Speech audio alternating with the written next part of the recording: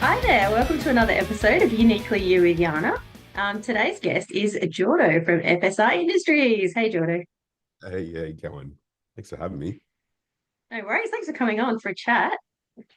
So, your job, I have to say, if you can call it that, looks like so much fun. So, tell us, what is FSR Industries? What do you do? A job. Yeah, it's not a job, is it? Well, I think the first thing is that one day I woke up and decided that I only wanted to do things that made me happy and made the world hopefully a slightly better place. Um, and that sounds like a ridiculous target that everybody wants, but I kind of Yeah, well, set that's about everyone's dream, isn't it, really? I kind of set about making it happen. And yeah, so I guess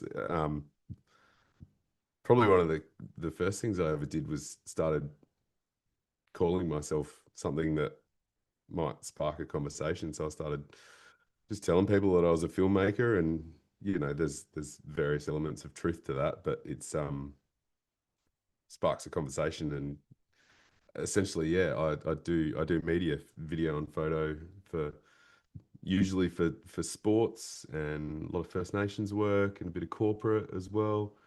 Um, Have you always been into photography and film, though?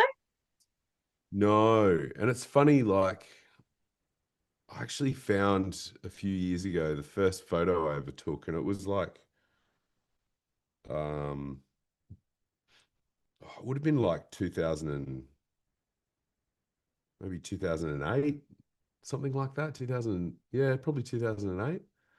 And I was at, I don't know if you people might remember there used to be a thing called the Wake Wars, which was like a wakeboarding comp on the Padawalanga in near Glenelg, and I was there, and there was like a whole fenced off section, but then a mate of mine had a house along the Padawalanga there, and um, we just had a massive party out the front of his house, and we were sort of standing in like knee deep water, and there was a guy there that I was at the time kite surfing with, and he was taking photos. He had this DSLR, and he was like, "Oh, getting down low and taking all these photos."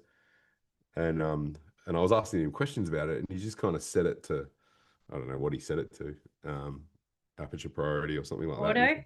And Auto? I don't even think it was auto. I don't even think, but Aperture priority is meant to be one of the best ones, according to my dad. yeah, it's a good place to start for sure. And he handed it to me. He's like, "Here, take a couple of photos." And this wakeboarder's come through and just throwing this huge Rayleigh. And I've just snapped this photo, and I'm like, "Oh, I don't know what I'm doing." And I handed it back to him, and he's like, "Dude, Ah, beginner's luck. yeah." He's looking at the screen. He's like, "I hand you my camera for 2 seconds, and that's what you shoot." And it's still one of my favorite photos I've ever taken. Um, just right place, right time, I suppose. But um, yeah, that kind of kicked things off. But excuse me, I wasn't actually really ever a photographer. I was always into video, and Um, I like that concept of the moment. Like you're still shooting for a moment, but you've got some time before and after that kind of sets a context, which is, like my business tagline was always moments in context in time, because it kind of you're still shooting for the moment, but you get that lead in. So you're actually telling a story with each shot, let alone with the collection of shots that you put together into a film. And then I later went back to photography um, because I sort of felt like I was getting pretty comfortable with my storytelling and my video work, and I felt like the challenge for me, or the maybe the weak spot, was my composition, like the way that I actually frame up a shot and take it. It was my good shots felt like accidents, and my bad shots felt too common. So I started doing photography, and actually started doing a bit of film photography, which I love. Um, and So what's the really, difference between film and photography? Is the way that you sorry, shoot it? no, like film as in on film. Ah, actual film. This is digital. Oh, Um, right. because digital, it's a bit, I don't know. It's not that it doesn't mean anything. Like I still love what I produce, but I think with digital, like you can shoot, it's a different tool, but like at a sailing event, I might shoot, well, these days, 1,200, 1,500 photos, because it's action and you kind of spray and pray a little bit. Like you just try to get the shot, then you pick the one that's good. Whereas with film, you can't You do got to that. line it up and get it. Yeah, you can't just keep taking shots. Yeah. You got 30 Showing my age now, but in school, I remember doing the actual film cameras, as part of your subjects in 10, 11, 12. And I loved it. Yeah. Developing it and, yeah, Yeah, trying to capture, a good shot and frame it and everything. And there's something yeah, to that. I think it's really tangible. definitely. It forced me to slow down, and I think that's what I liked about it. And so, like so I travel a lot for work, both um, domestically and internationally, and I always try to take a film camera with me, and that's my kind of, like, I do all my personal stuff on film. And the thing I like about that is it doesn't take me out of the moment. So I might be standing you know, on a rock ledge at Portland Bill down the bottom of England, and there's this incredible sunset, and I'm using my film camera to take that. But I'm like, you take the shot, and you can't look at it, and you don't get to look at it until you get home and get your rolls of film developed. And I like that, you take the shot, but then it's done. It's away. You're not scrolling through your phone to look at the sunrise that is right in front of you as well. Um, Yeah, that's a good point too. So it helps you to be more present yeah, because you don't have a choice. Yeah, yeah. that's And awesome. you sort of learn into, where you're trying to frame it up and you don't know how it's going to go. So it actually doesn't matter. Like the photo doesn't matter. The sunset matters. And then, you get back to Adelaide and you get your stuff um, developed. Yeah, pressed to find somewhere that still develops film, wouldn't you?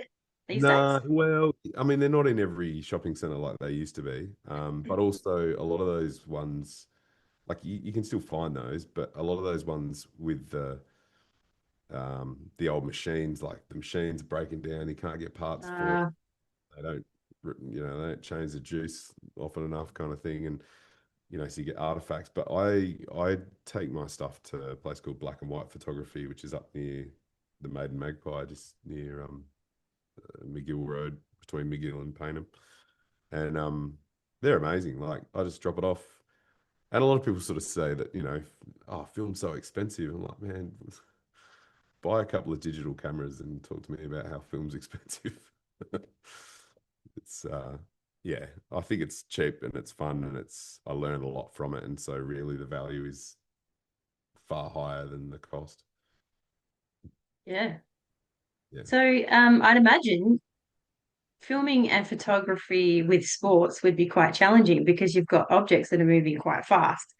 I find as a novice bird photographer, it's really the challenge is when the object is constantly moving, and especially when they're so tiny. But in your case, how have you found the challenge of capturing moving objects? Because you're not doing landscape, you're not doing portraits, you're doing, yeah, moving film. yeah. You Look, find it's it, it's probably not that different to birds. I think, like I've tried to shoot some, I've tried to shoot some birds. It's bloody hard. So if you're a novice, you're probably a level on me, well and truly. So, I think but in 6 years I've got like two good shots. I don't yeah, do it often enough though. I know that feeling. Um, yeah, okay. So I think the first thing is understanding what you're shooting and kind of knowing what it's going to do. So it's maybe to the untrained eye, jumping in front of a sailboat that's moving, in some cases towards you at 20 odd knots um, is ridiculous. But I wouldn't do it if I thought it was going to hit me. So uh, there's a level of just sporting intelligence, I suppose. There's a level of just understanding what's going on. Um, Also, I tend to have relationships with the sailors. In to use an example, they know I'm there. They're expecting me. They know that I get in the water. So when they get around the marks, they've usually got their eye out for me to some degree. So there's a bit of reputation there. There's a bit of expectation. There's a bit of just understanding of what the movement is. I know that if I'm above them, the chances are that they're not going to hit me because they're trying to go around that mark over there. They're not going to come at me unless there's a situation, and you keep your eyes open for situations where maybe things go a little wrong. But so with all that in mind, um, you're really just setting yourself up to be able to shoot something. So I guess that's kind of the equivalent of trying to sneak up really quietly without stepping on a noisy stick and scaring off a bird, you know? Well, yeah, photographers do actually set up, so they put branches in particular spots and they set up the stage for the birds to land on so they can get a better shot. So yeah, I was disappointed when I learnt that a few years ago. I was like, oh, I thought it was all natural and just captured in the moment, but no, people actually set up stages to get good shots. So yeah, it makes sense. You mentioned Yeah. before that you got started when you were kite surfing. So do you think the fact that you've actually done some of these sports yourself and been in the water and, being a kite surfer and other things has helped you as well because you understand what the athletes are actually doing and, what kind of movements the boats might make, or you can Yeah. kind of see it from both sides? Yeah, definitely. I think I've always been pretty good at just kind of understanding um, movement and sport specifics. And um, as you know, like I was a cyclist, and one of the things looking back that I really loved about that was the technical aspect of it, and and I kind of I miss, but also really love the fact that my coach back then, Craig Colduck, shout out to that bloke, um, kind of would he would talk about the finer points, like the way that your foot kind of went over as the pedal went over the top, you would flick over, and I was like, okay, so that's a thing, so we can train that, and it's like um, I really enjoyed those technical aspects, and that carried through. So when I started kiting, I was able to maybe pick it up fairly quickly because I was able to kind of think fairly critically about what my body was doing. And I didn't become a great kiter. I think I'm a very competent kiter. Um, and I was always the guy that would go out in fairly hectic conditions, but it was it was a confidence in my ability and an understanding of my ability. And then later on, when I was teaching kiting and I guess even coaching a few people here and there, um, it was just that understanding of, like being able to look at someone kiting who can't go upwind and being able to say, oh, okay, so there's two things going on here. You're not looking where you want to go because your body's going to follow your head. You need to square up your shoulders a little bit, look where you want to go. And you also need to straighten that, like straighten your posture. You're sitting like you're on the toilet kind of thing. So,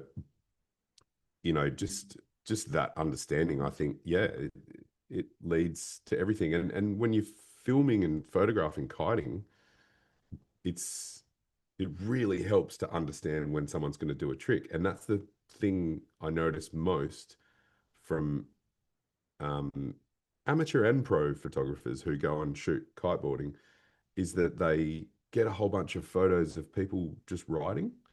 And it's like they're kind of missing the point that they're riding on the way to something usually. And, if they're a better kiter, they're riding on the way to a trick. And so you're looking for that moment where they load up, where they carve and pop. And if you don't know what that looks like, you're not going to be able to shoot the shot that that rider wants to see. And that's kind of the crux of it is I want to shoot what the rider, what the sailor, the player, whatever the sport is, wants to see.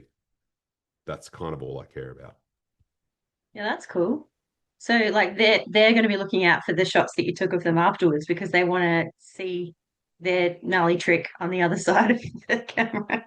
Yeah, and there's always that balance, um, if you flick through, a gallery of what I do, usually there's a balance of good action and faces, and so faces are super important to me because faces kind of represent someone's connection with. I say that we're looking at someone's hands, but faces represent someone's connection with what they do, and so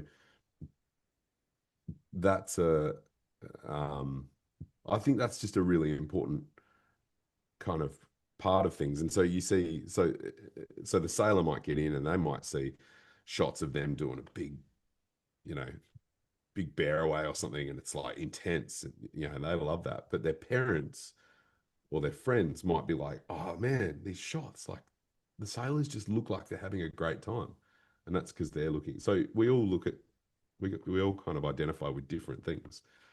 So you see faces a lot um, in what I do because I think the sport, be it the bull or the boat or the kiteboard or the bike, they're just vehicles for us to have a good time. That is all they are. Yeah, that's a really good point because I suppose it's about people at the end of the day. So, and most people would just be capturing the shot of the entire event or person rather than their actual face, which is very personal. So, Yeah.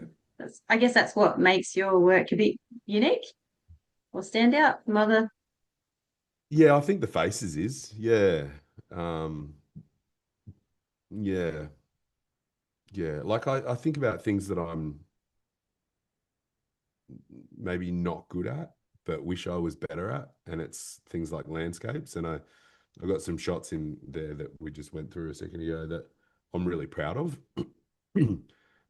And I won't say they were accidental. They were quite planned. It was what we were looking for, but there's always an element of accident when you get a really stunning shot, I suppose. But um, I, yeah, I think the things that I do well naturally are those faces and those expressions and kind of telling that story of the human aspect of the activity maybe. So capturing the moment, you have to do a lot of different types of shots. Like sometimes you're in the water, sometimes you've got a drone overhead, sometimes you're on another boat shooting. Yeah. Yeah, so I got a bit of a reputation for being in the water. That's a thing, and there's a few shots there that were shot in the water, but um I guess yeah, in water is probably my passion. I love that angle. I love seeing something that even the sailors often don't see. But when people see that shot, I think it just kind of blows their mind a little bit. It's so intense, and I love that. Um, that shot there is, that's in Lake Garda in Italy, and that's that exactly that. Wow. Um, So your work takes you to some pretty amazing places. yeah, yeah, I'm pretty lucky. Been to Garda twice, and that was a while ago now. So hopefully be back there next year for the first time since 2022.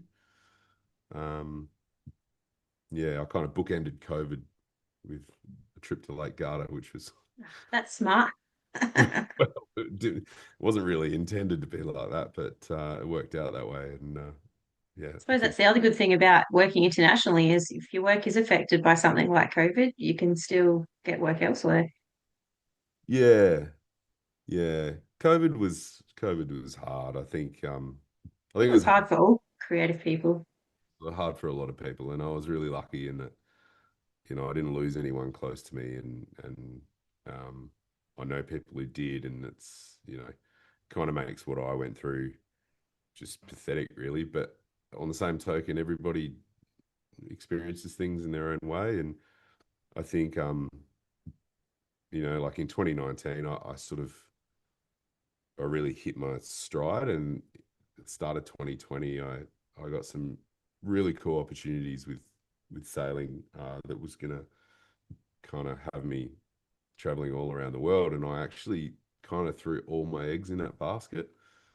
And then COVID happened, and it was interesting. Like, I was on a boat actually in Sydney Harbour, and we were on the way to see all the teams of this particular event. And there was this girl on the boat who was kind of just tagging along, and she was interested in media, and so she was just kind of learning about what I did, and that was kind of cool. And I you know felt like I'd kind of made it, and we were cruising through the harbour, and she looks up and she goes, "Oh, see that big boat over there? My dad works for New South Wales Health, and he says that won't be there in the morning because it's got all those people with that corona thing on it." And we all made a few beer jokes, and um, said it'll never take off. And sure enough, that was a Ruby Princess, and that pretty much shut down the company. Oh, wow. Wasn't there the next day. Um, so, that contract was all torn up, and this thing that I'd put all my eggs in, this basket that I put all my eggs in, just kind of overnight just disappeared. Like, I got back to Adelaide, and Wow. a week later, um, the, the country got locked down, and it was, yeah, it was a bit surreal. Like, I had a nearly, or no, just 4-year-old child, and we couldn't go to the playground. Like, I lost all my work because I'd kind of told all my corporate clients that I wasn't going to be around for six Oh, months. man. You did that just before. That's bad And luck. in some ways, it was just, yeah, it was chaos. And so I had 12 weeks of just homeschooling, and yeah, it was really full on. Like, it was not a nice existence. And my partner was really busy because her work um, was being used to, I guess, inform the decision on whether or not to close schools. So she went from, doing 8-hour days to doing 15-hour days, and I went from doing 15-hour days to doing zero. Oh, well, Slash, that probably worked out well then.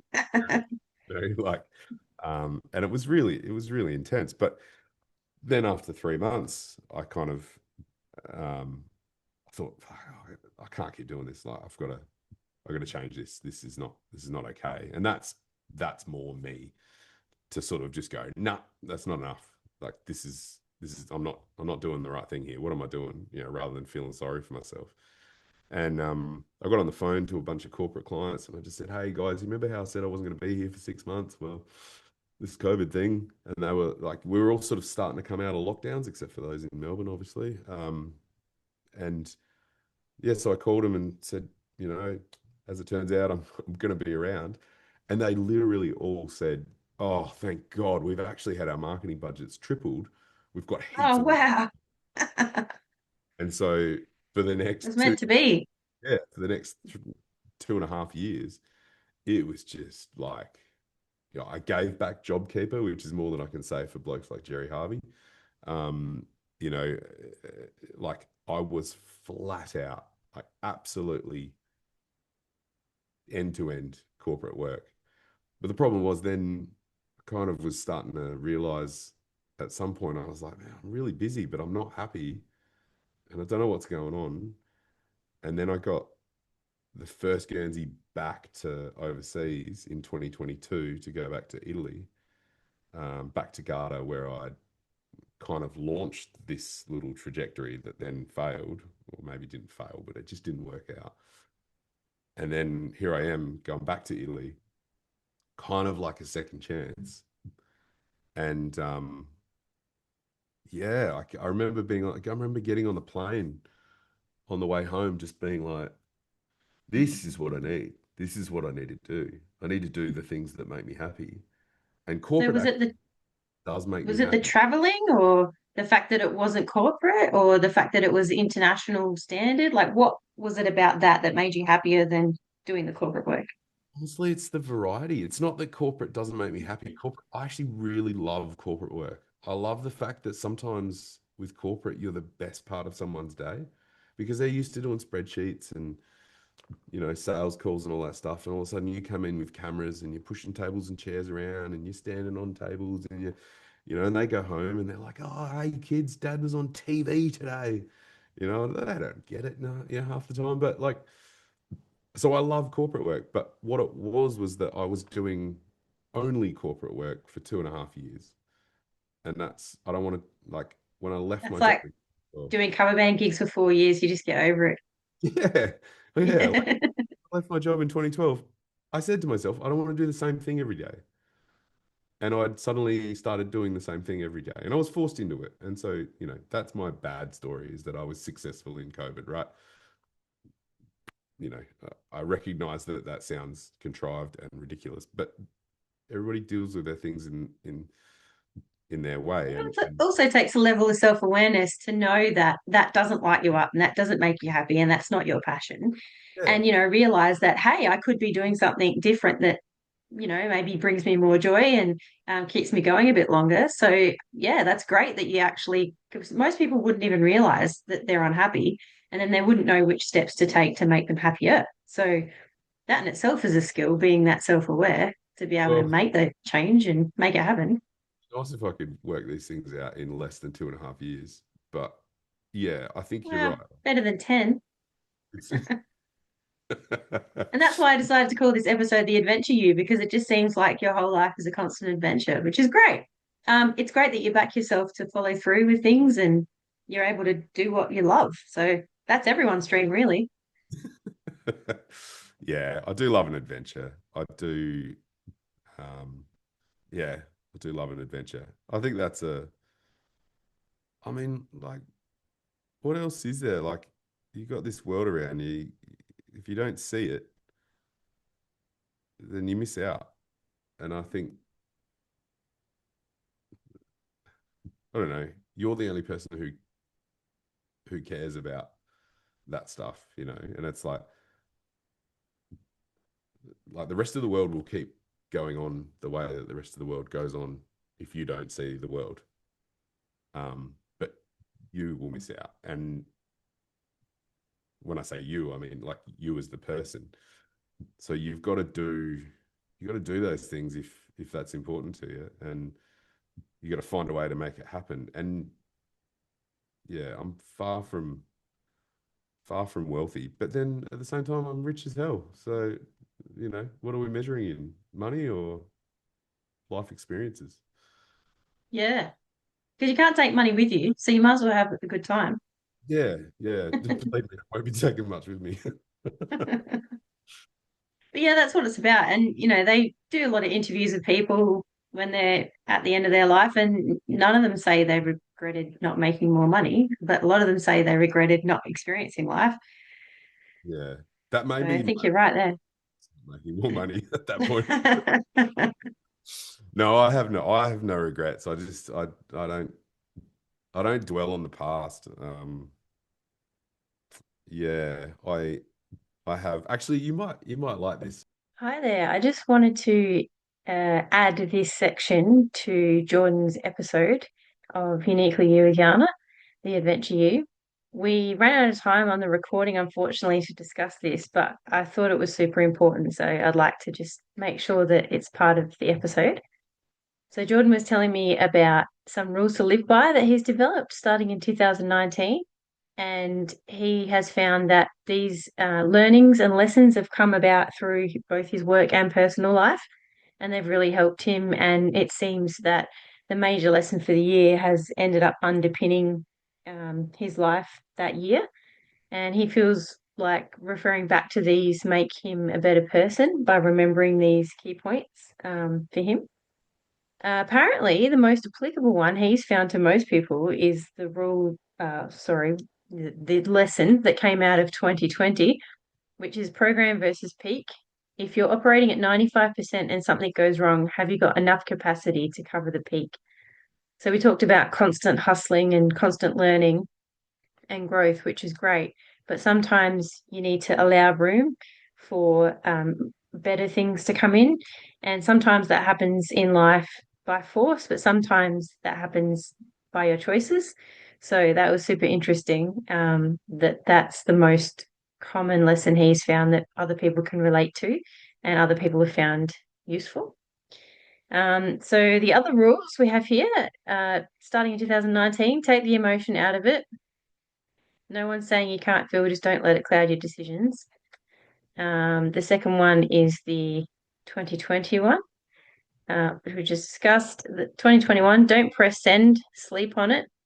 See if you feel the same tomorrow.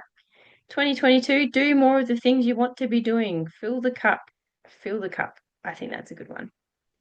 2023, repeat it. Make sure it wasn't a fluke. Sometimes the success was just an accident. I don't believe that, but I guess having repeatable success is definitely a good lesson. 2024, test the entire signal path. Shortcuts create boo-boos. 2025, back yourself. It worked once, it probably will again. And if it doesn't, you'll always learn something. 2026, innovate, learn, progress. If you're not innovating, you're standing still. If you're standing still, you're going backwards. So they are Jordo's rules for living. And I thought it was really important to include those in this episode. Hope you enjoyed. Um, Networking is finding a way in every single conversation that you have with a new person to tell them what you do for a living. And you don't have to you don't need to be a dick about it. You don't need to walk up and go, "Hi, I'm a filmmaker." Although I have done that and it has worked. Um, but like, you got to kind of read the room and remember that you're just a person, you're just a human, and have the confidence that something you do will be of interest to the person you want to talk to. And if it's not, screw them. You don't want, you don't need that network contact anyway. But most people are interested in other people, I think. That's Yeah, the true. The you, human comes first rather than the work, which is kind of what you were saying before. It's so I interesting kind of, because an old muso mate of ours, Arlo, he's now a filmmaker. yeah, And I I've seen think, yeah, I think he did that purely just by networking and getting to know people and, promoting his work. And that. Yeah. similarly, though, we've got another muso friend who likes to self-promote, but does it in not such an attractive way. So it's kind of a bit of a turn off sometimes, like when they're constantly trying to, every conversation is about that. And it kind of takes the humanity out of it sometimes because they've always got that agenda. So there's a bit of a knack to doing it in a good way, I think. I think you got to read the room, don't you? Like, um, I, yeah, uh, you've got to go in assuming that the other person's got something interesting as well. I remember, like, as a kid, someone said to me, I don't even know who it was, but someone said to me, "Oh, you never meet your heroes, mate. You never meet your heroes." And I Did you be remember just, disappointed? well, that was their thing, like that. But uh, certainly, like through cycling, I discovered that some of my heroes were just the greatest humans. So, like at the time, um, That's one of awesome. my favorite moments in life was walking into the laundromat in Henley Beach, and Shane Kelly's in there with a whole bunch of laundry in a basket, and I was like, I mean, this is a guy who's like at the time was like multiple world champion, gold medalist, um, one of the greatest cyclists on the planet, and um, like, so for me as a sprint cyclist at the time to see him, and then I had this little ring in the back of my head saying, "Don't meet your heroes," and I kind of already knew him from cycling circles, but I was pretty confident that he wouldn't recognize me. And I was like, I remember being like, "Oh, hey, mate," and he goes, "Hey, Jordan, isn't it?" And I'm like, "Oh my God, this he knows who I am." And I was like, "Oh, how you going?" Like, you still train? What are you doing in a laundromat? Like in my mind, like this guy was a king. He didn't need to go to a laundromat. Surely he had a laundry at home. Like that was kind of where that was what I was thinking. And and I remember just really quickly learning that actually my heroes were really genuinely lovely humans, and they were, people like Shane, people like Sean Eady, people like Anna Mears and her sister Kerry Mears. Those girls are just salt of the earth humans. They're such lovely people, and these are, these are, they get built up to be the untouchables, but they're just people. And I remember kind of resolving at some point, and I think I had this conversation with my mum, that just like, if I, right, that's it. If I see someone famous, I'm just going to go and talk to them because they're just people. Like we're all just flesh and bones. So, um, yeah, I think that's the that's probably the driving force between all of the documentary work I do is just chatting to people. I want to That's know why I what love they're doing this podcast because I love chatting to people about what they do and finding out more about them. And normally more about myself too. When I talk to other people, I go, oh, that's interesting. yeah, Yeah, that's awesome. So people first, and then that's definitely. kind of where everything else Yeah. develops. Yeah, it's So, since we're talking about people, I ask everyone this question. What do you think makes you uniquely you? um everything that came before this moment. I don't know, but it's kind of that, right? Like you try to put your finger on one thing, and it's probably something. I don't know if this probably isn't even unique, really, but it's like I don't care what people think. I care that people don't think I'm a dickhead. Like I care what people think in the sense that I want people to, It's important not to be a dickhead. yeah, yeah. But like I care that people, relationships are a two-way street, right? It's a transaction. You give something, you get something, and um, that sounds very unsexy, but I think if you just give something, then, or sorry, rather, if you're just getting something, you're just self-promoting, for example, and to use your example before, people get sick of that, and it's not valid. It's not there's only one person who gets richer out of that, and ultimately it falls off a cliff at some point and they become poorer out of it. But um, I think forging relationships is my strength, not caring what people think, being, oh, I quite often do this at shows. I go to gigs and I look at I take my daughter to a lot of shows, and um, I'll see like the lead singer over the other side of the room, and I'll be like, "Do you want to go talk to him?" And she'd be like, "No, Dad." I'd be like, "Come on, we're going." And we'll just go over and start chatting, and you can see she's like deer in the headlights. And then 10 minutes later, like, um, yeah, like crazy things happen. We had an That's insane awesome. experience on the weekend actually of that, which was pretty funny. But it was, yeah, I just think it's not caring what people, well, not being self-conscious. Yeah, being self-conscious, that's the word for it.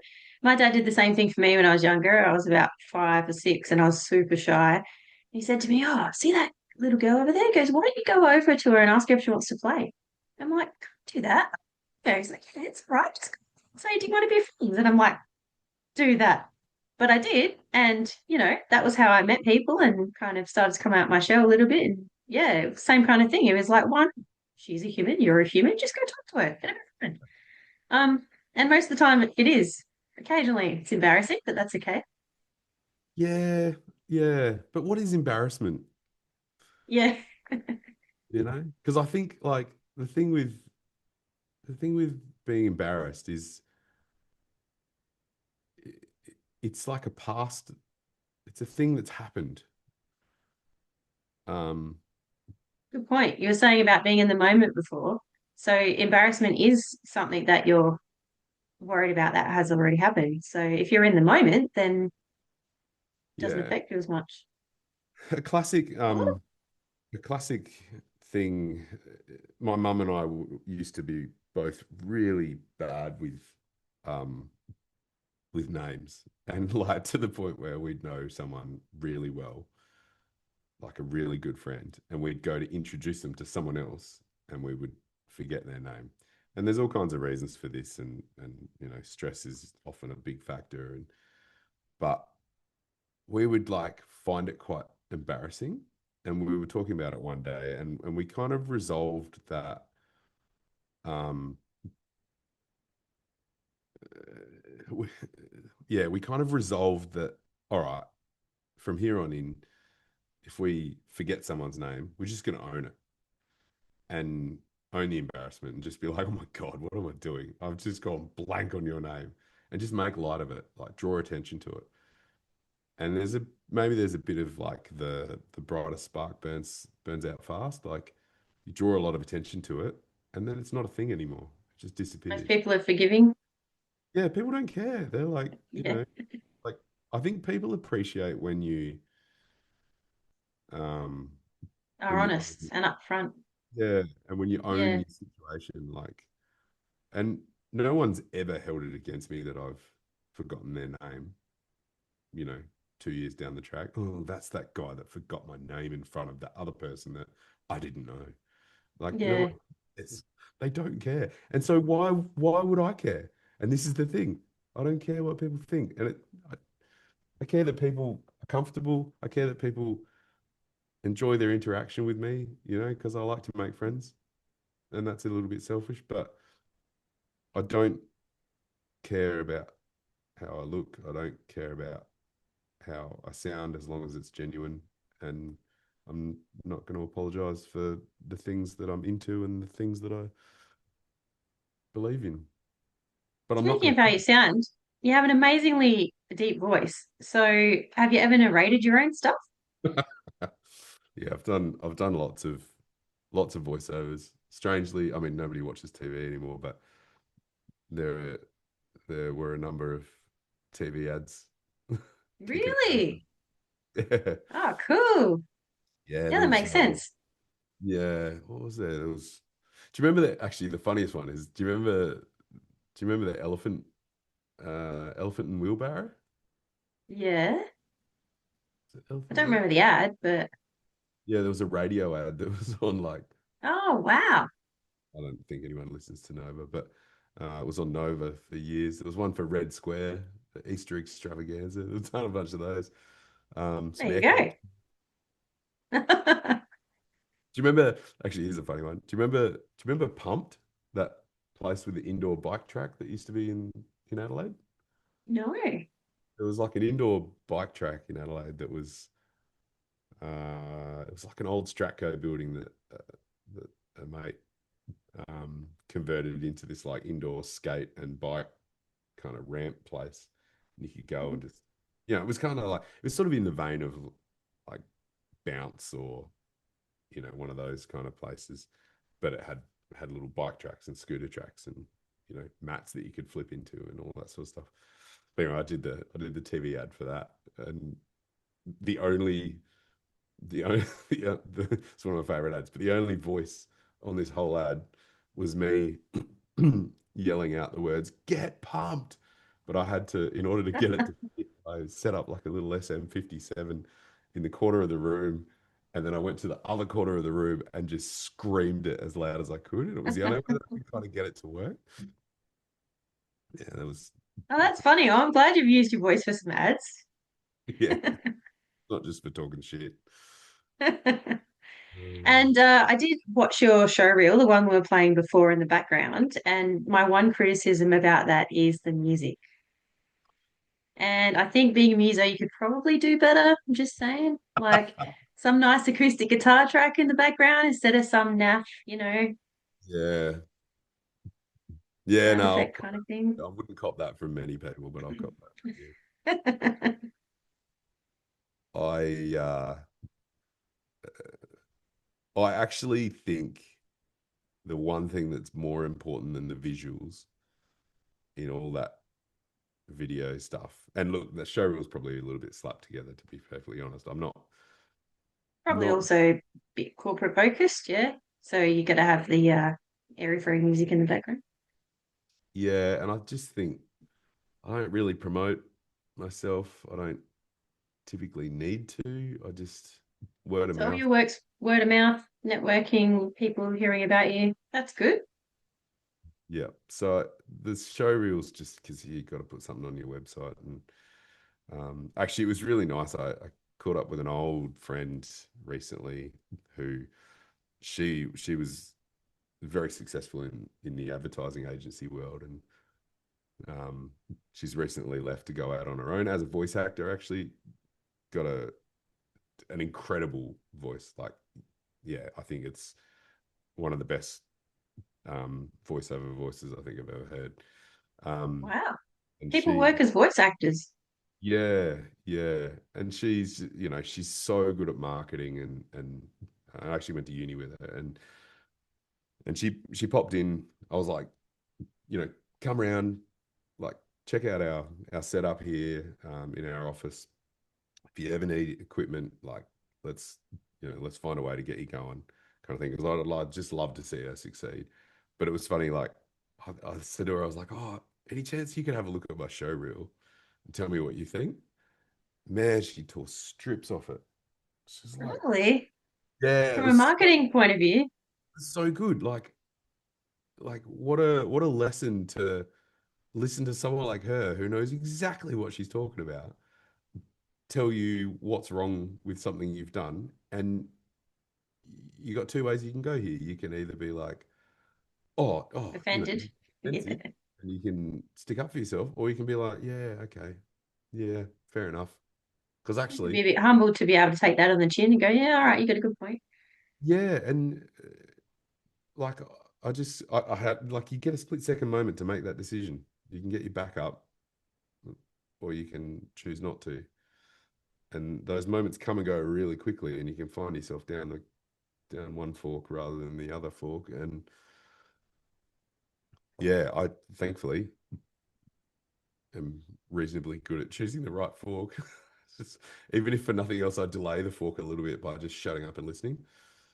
Um, and yeah, it was just really good. She was like, "This is too long. It's too long. That music. What's going on with that music?" Like, Ah, see, I'm not the only one. she's like, "This is a beautiful shot, but I don't need to see 10 seconds of it. Get rid of it. 2 seconds." And she just cut the guts out of it. And so I went back. Wow. I took what she said on board, and I did another edit, and it's like I got it down from like a 10-minute show reel down to a 5-minute show reel. And then I just had Laura in my ear going, "You've got to make it shorter. You've got to make it shorter." Oh, All right, what do I do? And that's interesting. I cut it down to, I think it goes for like 45 seconds or something now. Um, and I actually really like it. She was spot on. And that's the one that's on the top of my website at the moment, which Yeah, cool. So shortly, you got a new website coming out, yeah, I've just renovated website? I've just sort of, yeah, I'll launch it shortly. It's fsrindustries.com.au, but currently the URL is not pointing in the right place. So Right. I'll include it in the notes when I put it up on YouTube. People can have a look there. yeah, I'll You've also got YouTube, but the videos are a bit older, so the website's the better place to go. People want to see what you do. yeah, I think I don't know, it probably depends what you're into, right? Like if you're curious about the sport of sailing and some of that stuff, Down Under Sail is the business that all the sailing work happens under. Um, and that's downundersail.com, and that's really cool. A lot of that is mine, and I also work alongside um, the business owner Harry Fisher, who's a really good mate of mine, and a few other contractors that we work with. That we just try to bring stories to sailing, which is just cool. World class media and world class delivery. That's a big thing, and we're lucky. We've sort of hit our bootstraps a little bit. We're off to Ireland later this year for the Ooh. Laser Worlds, which is the Ilka Worlds, which is the single-handed dinghy from the Olympics. Oh, Mm. I'll be in Spain in a little over a month. Oh, no, a month. I head to Spain for Wasp Games, which is the biggest single-handed foiling dinghy fleet on the planet, which is awesome. So yeah, sailing and water sports, just I don't know, it's just soul food. Love it. I like the people, and then yeah, actually, I love doing that stuff, and then coming home and going straight to like a remote Aboriginal community and capturing stories there. It's like a nice juxtaposition, kind of grounds you. Yeah. awesome. So you do corporate work, but also international and national sports. Are there any services that you offer to the general public? Yeah, everything's to the general public. I'd be lying if I didn't say I've got to kind of go where the dollar is a little bit. And I don't mean that from a crypto bros perspective. I mean that from the point of view that there's just 24 hours in a day and 7 days in a week. And I've got a family and, uh, you got to put your time where it needs to be. But on the same token, not everything is for financial gain. Um, and sometimes what people want from me doesn't cost that much. Um, I really try to work with clients that I like working with. Um, and I'm in a fortunate enough position to be able to say no to some clients. Well, Um, that's good. So you can pick and choose who you work with. That's a nice place to be. generally the answer is yes. But it's no when it comes to um, certain political persuasions. I don't work for defense companies. I have, and I kind of got to a point where I realized this isn't this isn't something I want to be part of. It's not a world I want to be part of. Um, and I actually think those decisions are powerful because you create space, and when you create space, you can then fill that space with things that fill the cup, so to speak. Yeah, very good point. You have to say no to create space to be able to take the things that you want to take sometimes. Yeah, and I just Hmm. think it helps you cement what you believe in. I think it would be um,